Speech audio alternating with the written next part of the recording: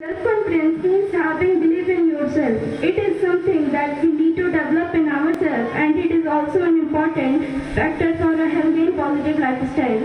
We should overcome our fears and weakness to become self-confident. We all should have faith in ourselves, and that will become the reason for our success.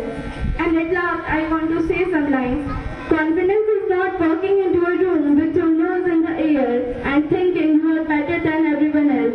It's walking. For the poem, I would like to call Manas Chaturvedi of class first. Morning to all of you. My name is Manas Chaturvedi. My poem is what are grandmas from. Grandmas have a stories about things of long ago. Grandmas have a caring about all the things you know. Grandmas are for walking you and singing you to sleep. Thank you and have a nice day. For the teacher's topic, I would like to call Anand Misra sir.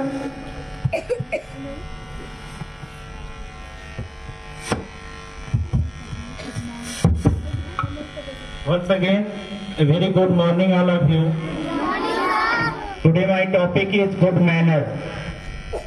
Good manner is very important in life because of they are proved in personal and professional life. So we study target. So every student follow the good manner. So thank you.